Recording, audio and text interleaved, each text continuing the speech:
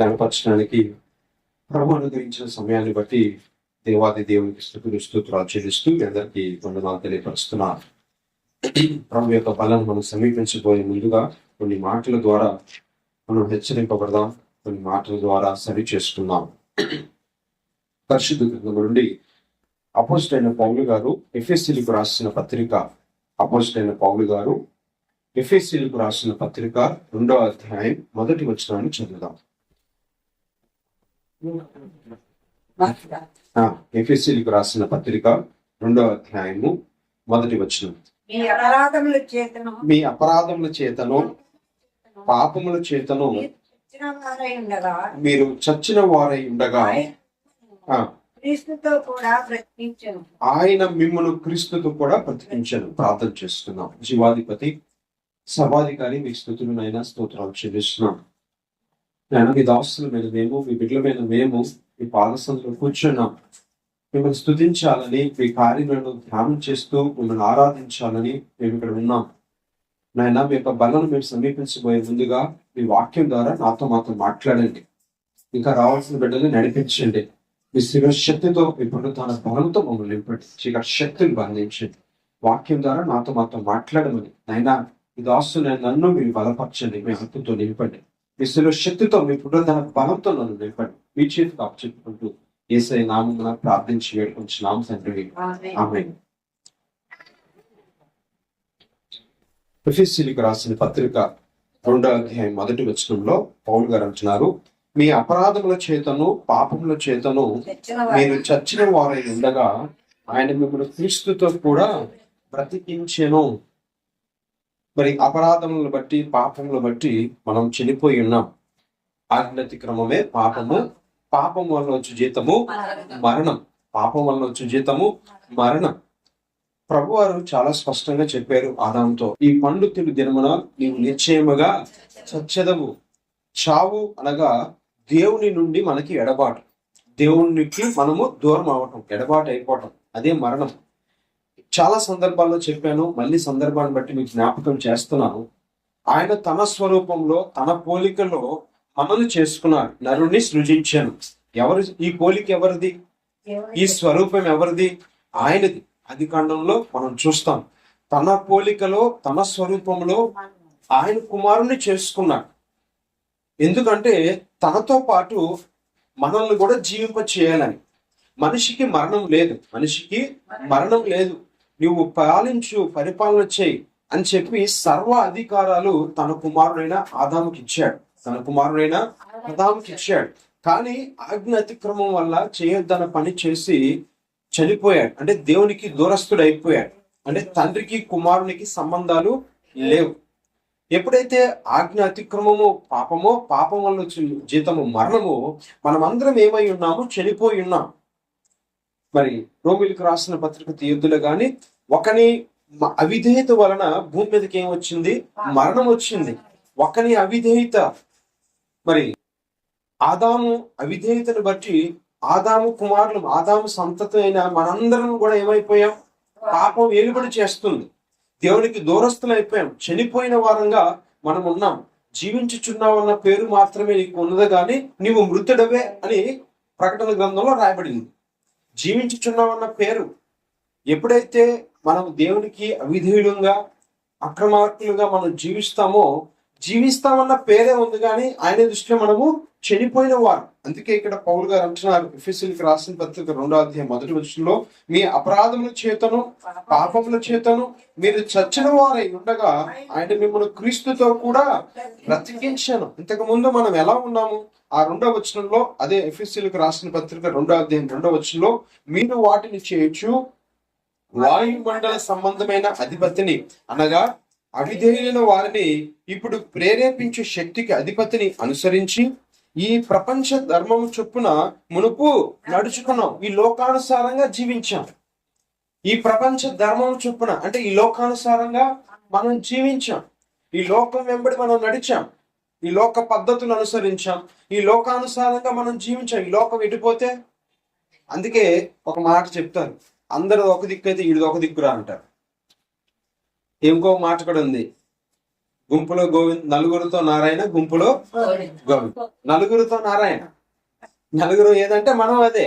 ఈ లోక ధర్మం చొప్పున నడుచుకున్నాం. ఈ లోకం ఏదంటే అది నడిచాం. ఈ లోకానికి అధిపతి ఎవరు? అపవాది. అందుకనే యోహాను సువార్తలో ప్రభు అన్నాడు, ఇదిగో ఈ లోకాధికారి వచ్చుచున్నాడు, ఈ లోకాధికారి వచ్చుచున్నాడు. ఎందుకంటే ఈ వాస్తవానికి ఈ సృష్టి యావత్తు దేవుడు చేశాడు, ఆయన సృష్టికర్తగా ఉన్నాడు. కానీ ఈ సృష్టికి అధికారి అయిన ప్రభు ఏం చేశాడంటే ఈ అధికారాలన్నీ తన కుమారుడికి ఇచ్చాడు. ఆది కాండంలో ఈ సృష్టిని పరిపాలించు, నిందించు, ఇదిగో ఇది సమస్తము నీతి అని అధికారాలన్నీ తన కుమారుడికి ఇస్తే ఆజ్ఞ అతిక్రమం వల్ల అధికారాలన్నీ ఎవరి దగ్గరికి వెళ్ళిపోయినాయి? అపవాది దగ్గరికి వెళ్ళిపోయినాయి. అందుకని యేసు ప్రభు వారు 40 దినాలు ఉపవాసం ఉన్నప్పుడు కూడా అపవాది వచ్చి యేసు ప్రభువుని శోధించాడు. ఏమన్నాడు? ఇదిగో ఈ లోక రాజ్య మహిమలన్నీ నేను నీకు చూపిస్తున్నాను, నీవు నాకు మొక్కితే ఈ రాజ్యం అంతా నీకు ఇస్తాను. ఆదాము ఏం చేశాడంటే దేవుని మాట వినకుండా అపవాది మాట విని పండు తిని ఆ అధికారాలన్నీ అపవాదికి అప్పచెప్పేశాడు. అందుకని అన్నాడు, ఈ లోకాధికారి వచ్చుచున్నాడు. ఈ లోక ధర్మం చొప్పున మనం నడుచుకున్నాం ఇంతకు ముందు, అదే చెప్తున్నాడు. అనగా అవిధేయులైన వారిని ఇప్పుడు ప్రేరేపించు శక్తికి అధిపతిని అనుసరించి ఈ ప్రపంచ ధర్మము చొప్పున మనము నడుచుకున్నాం. వారితో కలిసి మనమందరమును శరీరము యొక్కయు మనసు యొక్కయు కోరికలను నెరవేర్చుకొనొచ్చు మన శరీరాసను అనుసరించి మునుపు ప్రవర్తించి కడమ వారి వలె స్వభావ సిద్ధముగా దైవోగ్రతకు. ఉగ్రత, దేవుని ఉగ్రత ఏంటంటే మరణమే. దేవుని ఉగ్రత ఏదైనా ఉందంటే అది మరణమే. ఆదాము మీద కూడా దేవునికి కోపం వచ్చింది, పిలిచాడు. ఆదాము మీదకు కూడా దేవుని కోపం వచ్చింది. ఆదామా అని పిలిచినప్పుడు దాక్కున్నారు ఇద్దరు, ఆదాము అవ్వలు. నువ్వు ఎక్కడ ఉన్నావంటే నీ స్వరం విన్నప్పుడు ఇదిగో నేను చెట్టు దగ్గర దాక్కున్నాను, నువ్వు దిగంబరిగా ఉన్నావు నీతో చెప్పిన వాడెవడు అని చెప్పి పిలిచి అవని అడిగాడు, ఏంటి పని చేసావు అంటే అపవాది మీద చెప్పింది, సర్పం మీద చెప్పింది. సర్పాన్ని శపించాడు, అవ్వని శపించాడు, ఆదాముని శపించాడు. దేవుని ఉగ్రత వచ్చింది. ఏంటా ఉగ్రత? అదే అక్కడ మనం చూస్తున్నాం. శరీరాశలను అనుసరించి మునుపు ప్రవర్తించుచు కడమ వారి వలె స్వభావ సిద్ధముగా దైవోగ్రతకు పాత్రులమయ్యాం. దేవుని ఉగ్రత ఆదాము మీదకి వచ్చింది. ఏంటా ఉగ్రత? నువ్వు నా మాట వినలేదు కాబట్టి, నువ్వు పండు తిన్నావు కాబట్టి ఇదిగో ఈ ఏదైనా తోటలో ఉండకుండా నేను నిన్ను గెంటి వేస్తున్నాను అన్నాడు. రెండవ ఉగ్రత ఏంటంటే నువ్వు మంటి నుండి తీయబడ్డావు కాబట్టి మరలా నువ్వు మంటికే చేరతావు. మరణం వచ్చింది. అంతవరకు మరణం లేదు, అంతవరకు ఎడబాటు లేదు దేవునికి తన కుమారులకి. ఎప్పుడైతే అపరాధము, ఆజ్ఞాతిక్రమమే అపరాధం, ఆజ్ఞాతిక్రమమే పాపం, తినొద్దన్న పండు తిన్నాడు, ఉగ్రత వచ్చింది. దేవుని ఉగ్రత నరుని మీదకి, ఆదాము మీదకి వచ్చింది. ఒకటి ఎడబాటు, రెండోది మరణం. అందుకే అంటున్నాడు, మీ అపరాధముల చేతను, ఎఫెసీయులకు రాసిన పత్రిక 2వ అధ్యాయం 1వ వచనంలో, మీ అపరాధముల చేతను పాపముల చేతను. ఇప్పుడు ఏ స్థితిలో ఉన్నాం? మనం చనిపోయిన స్థితిలో మనం ఉన్నాం. మరి మనల్ని బ్రతికించటానికి ఎవరు వచ్చారు? యేసు ప్రభువారు వచ్చారు. యేసయ్య మనల్ని ఎలా బ్రతికించాడో చూడండి. యోహాను సువార్త 6వ అధ్యాయం, యోహాను సువార్త 6వ అధ్యాయం 47వ వచనాన్ని చూడండి. విశ్వసించువాడు 47, యోహాను సువార్త 6:47లో విశ్వసించువాడే నిత్య జీవము గలవాడు, జీవాహారము నేనే. మీ పితరులు అరణ్యంలో మన్నాను తినను చనిపోయింది.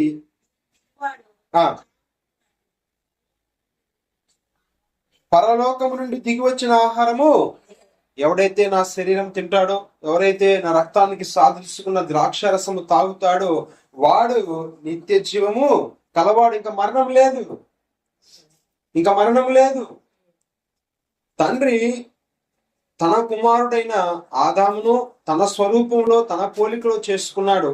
కానీ పాపం వల్ల చనిపోయిన స్థితిలోకి వెళ్ళాడు, చనిపోయాడు. మరణం ఏలుబడి చేస్తుంది.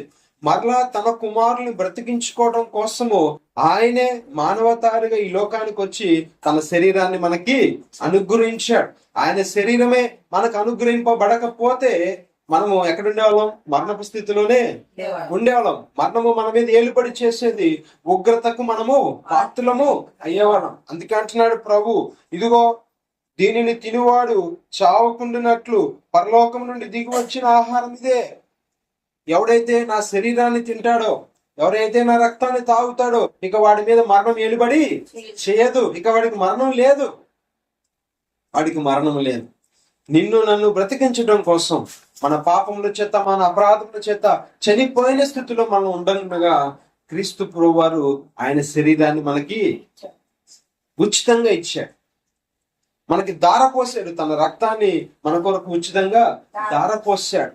ఆయన పరలోకం నుండి దిగి వచ్చి తన శరీర మాంసాలు మనకు అనుగ్రహించినట్టుగా మనం చూస్తున్నాం. 51వ వచనంలో, పరలోకం నుండి దిగి వచ్చిన జీవాహారమును నేనే, ఎవడైనాను ఈ ఆహారము భుజించితే, ఎవడైతే ఈ ఆహారం తింటాడో ఇక మరణము లేదు అతనికి. మరణం అతని మీద ఏలుబడి చేయదు. మొదటి మరణము అతనికి సంభవిస్తుంది. మనిషికి 2 మరణాలు ఉంటాయి.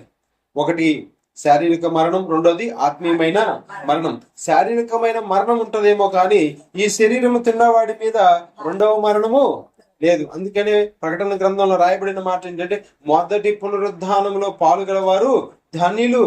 మనం పునరుద్ధానంలోకి వెళ్ళిపోతాం. జీవ పునరుద్ధానము, మరణ పునరుద్ధానం, 2 పునరుద్ధానాలు ఉంటాయి. ప్రభువారు కూడా 3వ దినాన పునరుద్ధానుడై ఉన్నాడు, తిరిగి లేచాడు. పునరుద్ధానం అనగా తిరిగి లేవటం. యేసు ప్రభువారు కూడా చనిపోయారు. 3వ దినాన తండ్రి ఆయన్ని పునరుద్ధానుడిగా చేశాడు. యేసు ప్రభునందు విశ్వాసం ఉంచిన మనము కూడా ఏమవుతుంది? ఒక పునరుద్ధాన దినం ఉంది. ఒకటి జీవ పునరుద్ధానము, రెండోది మరణ పునరుద్ధానం. మళ్ళీ మనందరం లేస్తాం. చనిపోయిన మనమందరం కూడా ఏమవుతాం? మళ్ళీ లేస్తాం. లేచిన తర్వాత మన క్రియలను బట్టి మనం ఒకవేళ రక్షణ పొంది, అంటే బాప్తిజం తీసుకొని క్రీస్తునందు విశ్వాసం ఉంచి క్రీస్తు కొరకు జీవించిన వారం అయితే ఎక్కడికి వెళ్తాం? జీవ పునరుద్ధానంలోకి వెళ్తాం. ఒకవేళ రక్షణ పొందకపోతే మరణ పునరుద్ధానంలోకి వెళ్తాం. అక్కడ ఏడుపు, పండ్లు కొరుకుటయు ఉంటాయి. అక్కడ అగ్ని ఆరదు, పురుగు చావదు. చనిపోయిన స్థితిలో, అంటే మరణ పునరుద్ధానంలోనికి వెళ్ళవలసిన మనల్ని ఆయన ఎక్కడికి తీసుకొచ్చాడు? జీవ పునరుద్ధానంలోకి తీసుకొచ్చాడు. ఇంకా మన మీద ఉగ్రత లేదు, మన మీద శిక్ష లేదు, మరణం ఇక మన మీద ఏలుబడి చేయదు. ప్రభువారే గనక ఆయన శరీర మాంసములు మనకి ఇవ్వకపోతే, ఆ నలగొట్టబడిన శరీరం, ఆ చిందింపబడిన రక్తము మనకు గనక అనుగ్రహింపబడకపోతే మన జీవిత కాలం అంతా ఎక్కడ ఉండేవాళ్ళం? పాపానికి దాస్యత్వం చేసేవాళ్ళం, పాపంలోనే ఉండేవాళ్ళం, పాపంలోనే ఉండిపోయేవాళ్ళం. అందుకే ప్రభు అన్నాడు, పరలోకం నుండి దిగి వచ్చిన ఆహారము నేనే, ఎవడైనాను ఈ ఆహారము భుజించితే వాడు ఎల్లప్పుడూ జీవించును. మరియు నేనిచ్చు ఆహారము లోకమునకు జీవము కొరకైన నా శరీరం. ఈ లోకంలోకి జీవం కావాలి. ఈ లోకం అంతా ఎలా ఉంది? నిర్జీవంగా ఉంది. ఈ లోకం అంతా ఎలా ఉంది? పాపంతో నిండిపోయింది. అలనాడు సృష్టికి ముందు ఎలా ఉందట చూడండి. ఆదికాండం ఒక్క మాట చెప్పి ముగిస్తాను. నిర్జీవంగా ఉంది. ఆదికాండము 1వ అధ్యాయం. చీకటి జలముల మీద కమ్మి ఉండెను. 1వ అధ్యాయము 2వ వచనం చూడండి. 1వ అధ్యాయం 2వ వచనం. ఆదికాండం, భూమి నిరాకారముగాను శూన్యముగాను ఉండెను, చీకటి అగాధ జలముల పైన ఏం కమ్మి ఉంది? చీకటి కమ్మి ఉంది. చీకటి పాపానికి సాదృశ్యం. ఈరోజు ప్రపంచం అంతటి మీద కూడా ఏం కమ్మి ఉంది? చీకటి కమ్మి ఉంది. మనం వెలుతురులో ఉన్నాం అనుకుంటున్నాం, ఈ ఈ యొక్క లైట్లు వెలుతురు అనుకుంటున్నాం. కానీ ఆలనాడు భూమి నిరాకారముగాను శూన్యముగా ఎలా ఉందో, చీకటి అగాధ జలముల పైన ఏ విధంగా కమ్మి ఉందో, ఈనాటి ప్రపంచం మీద కూడా చీకటి కమ్మి ఉంది. జలము అనగా ఆత్మకి సాదృశ్యం. ఆత్మ అంటే దేవునికి సాదృశ్యం. దేవుని కనిపించనీయకుండా పాపం పైన కప్పేసి ఉంది. పాపం ఏమైంది? ప్రపంచం పైన కప్పి ఉంది. దేవుని చూడలేని కన్నులతో అపవాది కప్పేశాడు. ఈరోజు ప్రపంచం అంతా దేవుని నిజ దేవుని చూడలేని కన్నులు, ఈరోజు లోకమంతా ఎలా ఉందంటే నిజ దేవుడు ఎవరో గ్రహించలేకపోతున్నారు. ఎందుకంటే ఏమి కమ్మి ఉంది? చీకటి అగాధ జలముల పైన కమ్మి ఉంది. ఏం కనబడట్లా? చీకట్లో మీరు ప్రయాణం చేయండి, ఏమన్నా కనపడిద్దా మార్గం? అలాగే ఈరోజు ప్రపంచంలో ఉన్న జనులందరూ, అన్ని జనులందరికీ కూడా నిజ దేవుడు ఎవరో తెలియట్లా. ఎందుకంటే చీకటి కమ్మేసింది, అగాధ జలముల పైన కమ్మేస్తుంది. ప్రపంచం అంతా పాపంతో కప్పబడి ఉంది. అందుకనే ప్రభు అన్నారు చూడండి, యోహాను సువార్త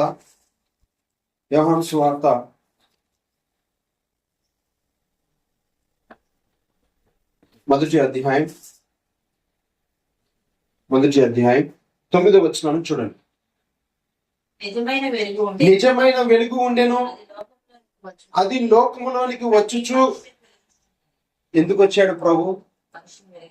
చీకటి అగాధ జలములమైన కమ్మి ఉంది. ప్రపంచం అంతా కూడా ఏం కమ్మేసింది? చీకటి, పాపము, వ్యసనములు, బానిసత్వము, జారత్వము, కాముకత్వము, విగ్రహారాధన, వీటితో ప్రపంచం అంతా ఏం చేయబడి ఉంది? కప్పబడి ఉంది. కనబడట్లా. ప్రపంచం అంతా చీకటిలో ఉంది. ఆ చీకటిలో ఉన్న ఈ ప్రపంచాన్ని వెలిగించడానికి కోసమే నిజమైన వెలుగు ఉండెను, అది లోకములోనికి వచ్చుచు. చీకటిలో ఉన్న ప్రతి మనిషిని ఏం చేస్తుంది? ఒకప్పుడు నేను చీకటిలో ఉన్నాను, మనమందరము కూడా చీకటిలో ఉన్నాం. ప్రపంచ ధర్మము చొప్పున మన ఆశలు నెరవేర్చుకుంటున్నాం. మన ఆశల్ని మనం నెరవేర్చుకుంటేనే జీవించిన వారు. అవునా?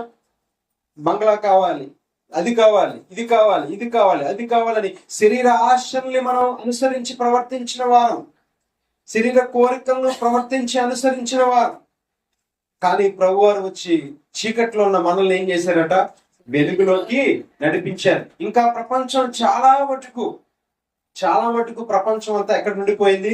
చీకట్లో ఉంది. యేసు ప్రభువారు వచ్చి చీకట్లో ఉన్న వారిని వెలిగించడానికి లోకానికి వచ్చాడు. నిజమైన వెలుగు ఉండెను, అది లోకములోనికి వచ్చుచు ప్రతి మనిషిని వెలిగించుచున్నది. ఆయన లోకములో ఉండెను, లోకం ఆయన మూలముగా కలిగిన గాని ఇంకా లోకం ఏం తెలుసుకోలేకపోతుంది.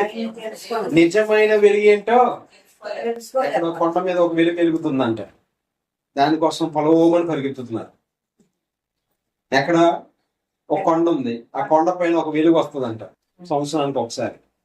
ఆ వెలుగు చూడటానికి పొలవమని పరిగెత్తుతున్నారు. నిజమైన వెలుగు ఇక్కడే ఉంది, ఈ లోకంలో సంచరిస్తుంది. నిజమైన వెలుగు ఉంది, కానీ లోకము ఆయన మూలముగా కలిగిన గాని లోకం ఆయనను తెలుసుకోలేకపోతుంది. చీకటి కమ్మేసింది. నిజమైన వెలుగు కనబడనీయకుండా అపవాది కన్నులు మూసివేసేసాడు. కానీ నిజంగా మనం ఎంత అదృష్టవంతులో మీరు ఇప్పుడు అర్థం చేసుకోండి. మనం ఎంత ధన్యులమో ఇప్పుడు మీరు అర్థం చేసుకోండి. యెహోవా దేవుడు కాగల జనులు ధన్యులు. మనం ఆయన ప్రజగా ఉన్నాం, ఆయన మేపు గొర్రెలుగా ఉన్నాం. మనం నిజం ఎంతో. ఇంకా చాలా మందికి ఏం కనబడట్లా? నిజమైన వెలుగు కనబడలా. చీకటి ఇంకా కమ్మేస్తుంది. చాలా మంది ఇంకా చీకటిలో సంచరిస్తూ అబ్బా మేము వెలుగులో ఉన్నామని భ్రమపడుతున్నారు. మేము వెలుగులో ఉన్నాం, నిజమైన దేవుని మేము కలిగి ఉన్నామని భ్రమపడుతున్నారు. కానీ వారు చీకటి చేత కప్పబడి ఉన్నారు, పాపము చేత కప్పబడి ఉన్నారని వారికి అర్థం కాలేదు. నిజమైన వెలుగుగా ఆయన లోకానికి వచ్చి ప్రతి మనిషిని ఏం చేస్తున్నాడట? వెలిగిస్తున్నాడు. ప్రతి మనుషులోనికి వెలుగుగా, ఆత్మస్వరూపిగా ఆయన వచ్చి ఆయన ఏం చేస్తున్నాడు? పాపమును ఒప్పజేయిస్తున్నాడు. అదే చూడండి, యోహాను సువార్త 16వ అధ్యాయం ముగిస్తాం. యోహాను సువార్త 16వ అధ్యాయం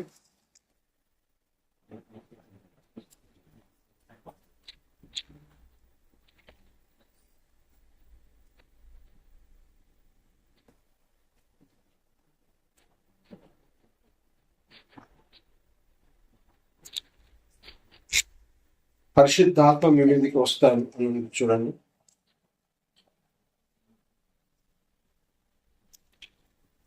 అయితే ఆయన అనగా సత్య ఆత్మ వచ్చినప్పుడు 16వ అధ్యాయం 13వ వచనం. అయితే ఆయన అనగా సత్యస్వరూపి అయిన ఆత్మ వచ్చినప్పుడు మిమ్మల్ని సర్వ సత్యములోనికి నడిపించును. ఆ, ఏమి బోధింపక ఆ, ఏటిని వినునో వాటిని బోధింప సంభావించు ప్రభు ఆ. సంగతులను మీకు తెలియజేయండి. ఉమ్, ఆయన వాటిలోని మీరు తీసుకొని మీకు తెలియజేయను గనుక నన్ను మహిమపరచు. తండ్రి కలిగి ఉన్న వాణి వాణి అందుచేత పరచును. చాలు చాలు. పాపమును ఒప్పింప చేయను అని ఉంటది. పరిశుద్ధాత్మ దేవుడు ఏం చేస్తాడట? మన చేత పాపమును ఒప్పింపజేస్తాడు. మన పాపమును ఒప్పుకునేటట్టు చేస్తాడు. సర్వ సత్యములోనికి మనల్ని నడిపిస్తాడు. యేసు ప్రభు వారు కనుక రాకుండా ఉంటే మనం ఎక్కడ ఉండేవాళ్ళం? పాపంలోనే ఉండేవాళ్ళం. మరణానికి, ఉగ్రతకు గురి అయ్యేవాళ్ళం. నిజంగా నాకు అనిపిస్తా ఉంటుంది, నిజంగా మనం ఎంతో ధన్యులం.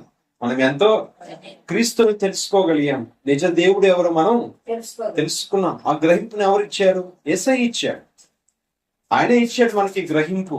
ఆయన మనలోనికి వచ్చి మనలో ఉన్న పాపాన్ని ఒప్పింప చేశాడు. మొదటి ఏం చేశాడంటే మనలో ఉన్న పాపాన్ని ఒప్పింప చేశాడు. తన అతిక్రమములకు పరిహారము నొందినవాడు ధన్యుడు, తన పాపములకు ప్రాయశ్చిత్తము నొందినవాడు ధన్యుడు. మనం ధన్యులం. ఎందుకంటే మన అతిక్రమములకు ఆయన పరిహారం చెల్లించాడు, మన పాపములకు ఆయన పరిహారము చెల్లించాడు. ఆయనే గనక ఈ భూమి మీదకి రాకుండా ఉంటే, ఆయనే గనక ఆ శరీరాన్ని సిలువకు అప్పచెప్పుకోకుండా ఉంటే మనం ఇంకా మరణ స్థితిలోనే ఉండేవాళ్ళం. ఆయన వచ్చి తన శరీరాన్ని, రక్తాన్ని మన కొరకు అందించి మనల్ని పాప విముక్తులని చేశాడు. నిత్య జీవంలోకి ఆయన మనల్ని నడిపించాడు. అందుని బట్టి దేవాది దేవునికి మనం కృతజ్ఞతాస్తుతులు చెల్లిద్దాం. నిజమైన వెలుగు ఉంది కానీ ఇంకా చీకటి ఏం చేస్తుందంటే దాన్ని గ్రహించట్లేదు. ఇంకా చీకటి గ్రహించట్లేదు. మీ డాక్టర్ దగ్గరికి వెళ్ళండి, అయ్యా నాకు చూపు కనబడట్లేదు అంటే ఏమంటాడు? అమ్మా నీ కంటికి పొర వచ్చిందమ్మా అంటాడు. పొర, చుక్కలము పొర, కంటి పైన పొర. ఆ డాక్టర్ ఏం చేస్తాడు? ఆ పొరని తొలగిస్తాడు. అప్పుడు నీకు చూపు మళ్ళీ కనపడుతుంది. ఇప్పుడు ప్రస్తుతం అపవాది కూడా ఏం చేశాడంటే ఈ ప్రపంచం అంతటి మీద ఒక పొర వేసాడు. పాపము పొర ముసుగు వేసేసాడు. గుడ్డితనం కలుగు చేసేసాడు.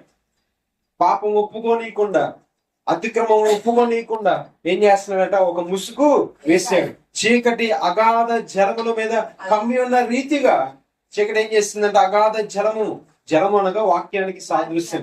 నీరు వాక్యానికి సాదృశ్యం. నీరు పరిశుద్ధాత్మకు సాదృశ్యం. పరిశుద్ధ అంటే వాక్యం పైన ఏముండిపోయింది? ఇప్పుడు పాపం ఉండిపోయింది. ఒప్పుకోలేకపోతున్నారు. అందుకని ఆయన ఈ లోకానికి వెలుగుగా వచ్చి ప్రతి మనుషుని ఏం చేస్తున్నాడట? వెలిగిస్తున్నట్టుగా మనం చూస్తున్నాం. ఆయన మనలోకి వచ్చి మనలో ఉన్న పాపాన్ని ఒప్పింప చేసి మనల్ని వెలిగించాడు. అందుకే అన్నాడు, మీరు ఈ లోకమునకు వెలుగై ఉన్నారు. మనం ఈ లోకంలో వెలుగుగా ఉన్నాం. అందుని బట్టి దేవాది దేవునికి మనం కృతజ్ఞతాస్తుతులు చెల్లిద్దాం. దేవాది దేవుని ఆరాధన చేద్దాం. అవునయ్యా, ఒకప్పుడు మేము పాపముల చేత చచ్చిపోయిన వారు, పడి ఉన్నాం, ఉగ్రతకు పాత్రులం అయ్యాం. అయ్యా నువ్వు ఈ లోకానికి వచ్చి మీ శరీర మాంసం మాకు అనుగ్రహించి నిత్య జీవాన్ని మీరు మాకు అనుగ్రహించారు. మీ శరీరాన్ని నాకు అనుగ్రహించారు. మీ రక్తాన్ని నా కొరకు చిందించారు. ప్రభువా నీకు వందనాలు, థ్యాంక్స్ ప్రభువా, నీకు స్తోత్రం ప్రభువా అని చెప్పి ఆయన ఆరాధన చేద్దాం. ప్రభు పాదశాలకు వెళ్దాం. దేవుని కొద్ది మాటలు మనం ఇంట్లో దీవించిన గాక. ఆమేన్. ఆరాధన చేద్దాం. ఆరాధన అనగా కృతజ్ఞతాస్తుతులు చెల్లించడం. అయ్యా నా పాపాన్ని ఒప్పింపు చేశాం. నేటికి చాలా మంది పాపాన్ని ఒప్పుకోలేని కన్నులు గలవారుగా ఉన్నారు. నేటికి చాలా మంది పాపాన్ని ఒప్పుకోలేని కన్నులు కలిగిన వారంగా ఉన్నారు. మనమైతే మన పాపాన్ని ఒప్పుకోవటానికి దేవుడు కృపను అనుగ్రహించాడు. మనకు ఆ మనస్సునిచ్చాడు. ఆయన ఆత్మను మనలో ఉంచి మనల్ని ఒప్పింపజేస్తున్నాడు. అందుని బట్టి స్తోత్రాలు చెల్లిద్దాం. దావీదు చాలా కాలం తన పాపాన్ని మర్చిపోయాడు. ఆ యొక్క బత్షెబా విషయంలో తను చేసిన పాపాన్ని మర్చిపోయాడు.